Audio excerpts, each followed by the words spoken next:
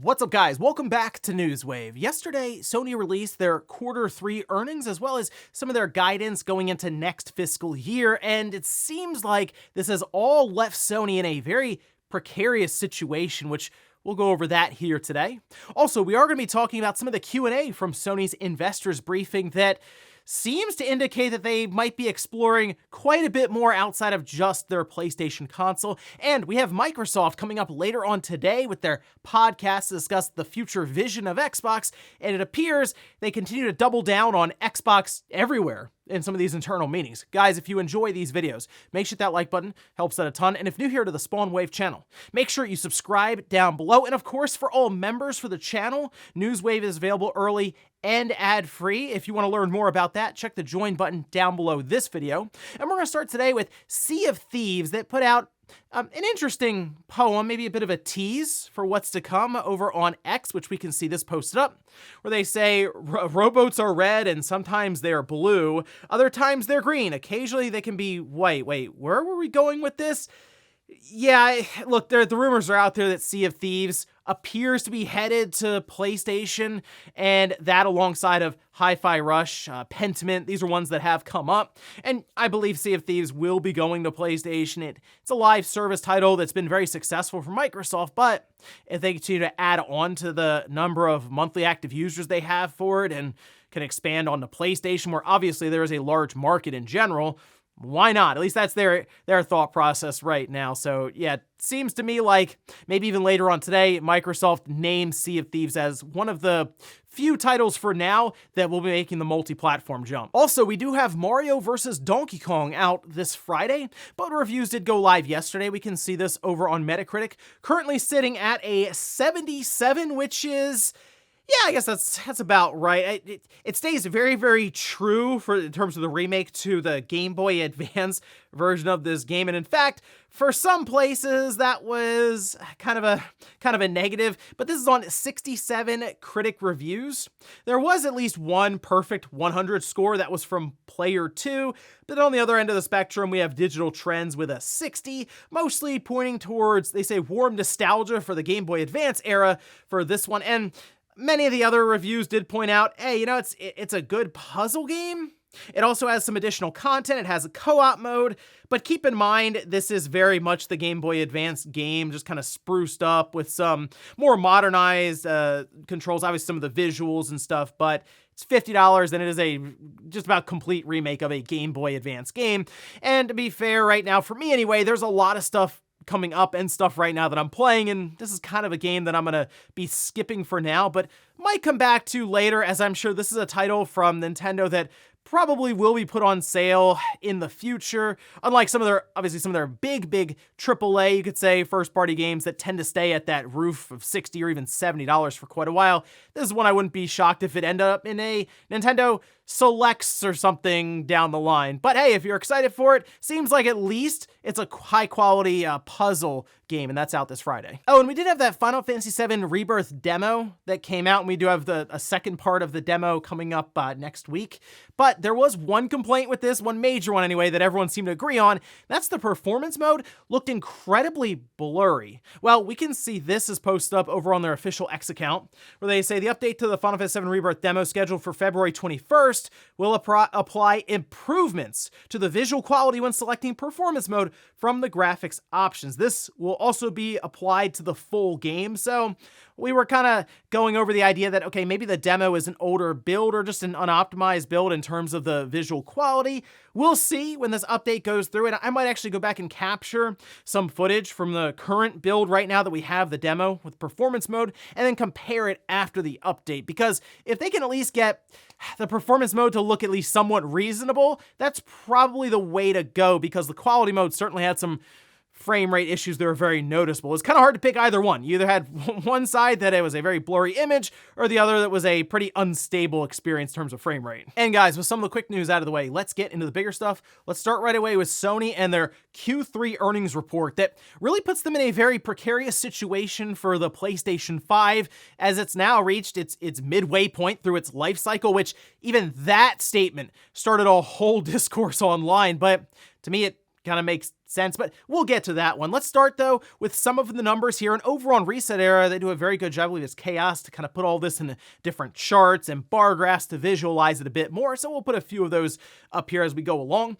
But in terms of revenue, this is the highest gross revenue recorded in a Q3 for Sony with PlayStation at $10.8 billion. This is like their gaming and network sector, but it's basically made up of just PlayStation, really. Operating income, however, despite this being the highest recorded in terms of just gross revenue, operating income, or their take-home, their profit, is down 25% compared to last year, and they pointed out a few things. One is due to higher costs in general across the board, as well as just promotions that they were running on the PlayStation 5 because they were doing everything possible to try to move PlayStation 5 consoles out to the market. And this ended up culminating with 8.2 million systems that sold over that holiday period. Again, October, November, December. That's up 15% year over year. Okay, so we're going in the right direction there. PS5 has now sold 16.4 million units for the current fiscal year. They have one more quarter that we're in right now. It'll end really March 31st. But again, we'll get back to that in a second. 89.7 million units of software sold. That's up 4% year over year. And Spider-Man 2 has now passed 10 million copies sold. So good stuff there for Spider-Man 2. That is as of December 31st. So keep that in mind. I mean, we had the end of October and then November and December. That's pretty quick for a PS5 only title there. Now, the PS5 has sold 54.8 million units. That is actually trailing the PS4 when you align them by about 2.3 million systems. And because Sony wasn't able to move the number of PS5s they were expecting, they've actually lowered their original 25 million unit forecast for this fiscal year down to 21 million. And I do wonder if they're even going to get to that. It's going to be close either way. They do have Final Fantasy VII Rebirth, which I think is going to be the big mover for consoles in this current fiscal quarter. But still, going down from 25 to 21 million, that's not a small reduction in forecast. That's 4 million units. That's quite a bit. And at this point, I gotta say, I don't know if they're going to outsell the PS4 with the PS5 currently in its trajectory, as they're also expecting sales to now start to decline for the PS5 because they say they're in the latter half of the system's life, which we can see. This is posted up. This is part of their investors briefing that they released. It's an entire pamphlet, essentially, in a PDF that goes over a lot of the numbers and different things that they're expecting and things that happened. But as part of that, on page 7, they say regarding the PS5 hardware, which will enter its 5th year since launch, partially due to its entering the latter half of the console cycle, we aim to optimize sales with a greater emphasis on the balance with profits, so we anticipate a gradual decline in unit sales from next fiscal year onwards. Now, obviously, it would be in the latter half, considering, what do we think out of the PS5? A 7-year cycle before we start talking about the PS6? Will that be 2027? We're about to be 3.5 years into the current PS5's life, so yeah, that means we probably have another 3.5 to 4 years out of the PS5. I think it's because the initial translation was later stages, which was like, whoa, hold on, we're like done with the PS5? No, we still have many years ahead of us for this hardware right now. And in fact, I mean, this lines up with what we figured we would have with the PS5. I think it was more just a mistranslation and really threw off the internet there. But this part right here, this threw up some alarm bells. It says, regarding first-party software, we aim to continue to focus on producing high-quality works and developing live service games, but while major projects are currently under development, we do not plan to release any new major existing franchise titles next fiscal year, like God of War Ragnarok and Marvel's Spider-Man, which, that's, So, there's a couple ways you can read this. Don't expect, as they mentioned, a God of War, a Spider-Man, a new Last of Us. Think of all of the well-known franchises. You're not going to get a sequel or anything in that franchise, but that means you will probably see new intellectual properties. For example, Concord is coming out this year, at least that's Sony has communicated to us in some of their recent trailers, just going over their roadmap for 2024. Fair Games, maybe that makes it out to start off 2025, but what they're saying here next fiscal year means that we won't be seeing any of those established intellectual properties, major AAA releases, until, at the earliest, April 2025. So here's hoping they have what they would consider to be smaller AA style games. Like a new Astrobot game has continued to be rumored, and it actually came up again. I believe Jeff Grubb mentioned that. That would fall in the AA category, I guess. Even if it's a sizable 3D platformer, it's not Last of Us Part 3 or nothing like that. But it does make me wonder about Ghost of Tsushima 2, because I feel like that would fall in line with the idea of a new major release and now an established franchise. So we'll see if maybe Naughty Dog or Sony Santa Monica or Blue Point or so does have a new intellectual property ready to go. But still, they haven't announced anything like that yet. And would Sony really announce and then release something 4 or 5 months later? I don't think so. I mean, again, possible, yes, but I don't think it'd be anything major in terms of new intellectual properties. So I think Sony is indeed continuing to lean on third-party games like we're seeing right now with Final Fantasy. We have Stellar Blade. I think that's kind of the path for them right now, and it's just game development. It's taking longer and longer and longer, and it's certainly something that Sony is dealing with currently that also kind of leans into the next topic, this coming from the Q&A. Next up, let's talk about Hiroki Totoki's comments, who is the CFO and now standing in as the head of PlayStation. Of course, Jim Ryan is retiring. He's kind of hanging out just kind of as the transitional period, but here pretty soon, he'll be on his way out, I guess, to full-on retirement. But Hiroki Totoki had some comments that have gone back and forth online as to what exactly Sony is planning here. But let's take a look. This post up. This was transcribed by Eurogamer from the conference call, where he says, "In the past, as you all know, we wanted to popularize our console, and the first-party title's main purpose was to make the console popular." This, of course, right now referring to the PS5, but in the past, PS4, PS3, etc. It is true, but there is a synergy to it. So if you have strong first-party content, not only with our console, but also other platforms like computers, a first party can be grown with multi-platform, and that can help operating profit to improve. So that is another one we want to proactively work on. I personally think there are opportunities out there for improvement of margins, so I would like to go aggressive in improving our margin performance. So we talked about before how Tim Stewart at Microsoft is a numbers guy. Well, Hiroki Totoki, the CFO, is a numbers guy, now taking over for Jim Ryan, looking around, going, wow, okay, our operating profit, we're kind of close here, guys. We've made a ton of gross revenue, but it's costing us a lot of money to make that revenue. What do?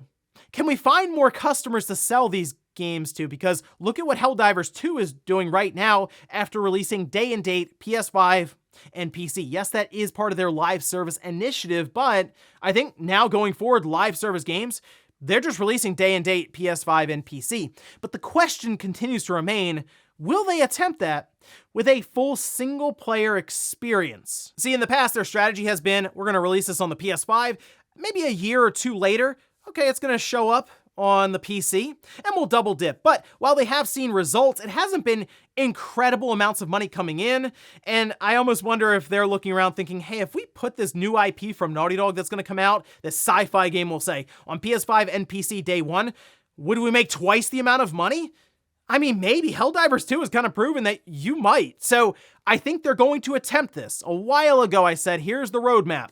They're going to try it with some later releases, then they're going to try it with a live service game day and date, and if they see success there, they'll try it with a single-player game day and date, and they'll kind of measure and see how things go, and if it works out, I think Sony is going to move into a position where PS5 games come out day and date, PS6 games even, and then they also come out PC. It doesn't matter if they're single-player, multiplayer, any of that, because they have to find more people to sell these games to. That's just kind of the way it's going with these budgets. Either they cut back on the games with how much money they're dumping in, and they maybe shrink some of the scope around these titles, or they continue to expand outwards. I don't know if they would really bother to go to Xbox, because I think they themselves kind of doubt how many copies they can sell in an environment with Game Pass existing on the platform. But certainly, when it comes to really any of their games, I think PC is right there, and it's certainly an avenue that I think they're going to explore, as Hiroki Totoki says,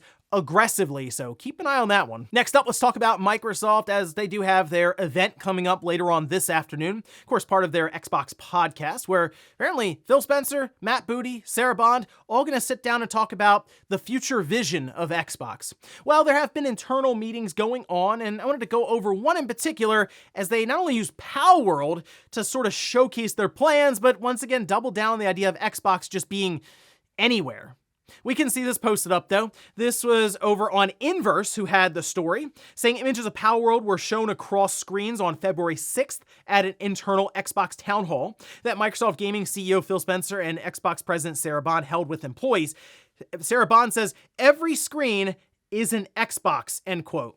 Bond said in the internal meeting, according to multiple sources who requested anonymity as they were not authorized to speak to the media, Bond spoke extensively about Xbox strategy of existing on multiple kinds of devices and greater ambitions of becoming the #1 cross-platform gaming company. Really, this just reinforces what we kind of already know and what we figure we're going to hear at this podcast later on today, and that's that, yes, they are going to be exploring the other systems, that being PlayStation and Switch, as of course there is a large user base there that they can most likely leverage to just get more sales. Hi-Fi Rush, I think, is going to do very, very well if they do push it out on both PlayStation and Switch.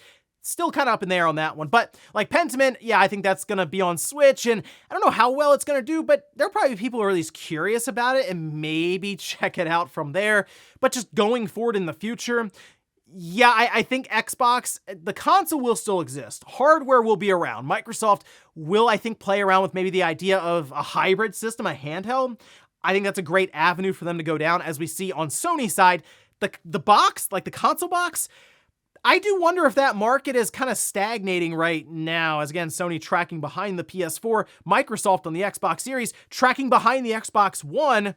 Maybe that hybrid nature of like a system and the convenience that it offers is kind of winning out right now. So it's possible that might be something they end up doing with their next generation platform. But in the meantime, yeah, I think you're going to see more and more of these games from Microsoft go to basically any screen or any platform they can get it on. And I am curious if they announce a big title like an Indiana Jones maybe later on today. So we'll have to keep an eye out for it. And in our last bit of news, let's talk about PlayStation Plus Extra and Premium, as we did have the catalog of games for the month of February revealed. And I got to say, it looks really good. Let's head over here, though. This is over on PlayStation Blog. These games will go live on the PlayStation subscription service tiers starting February 20th.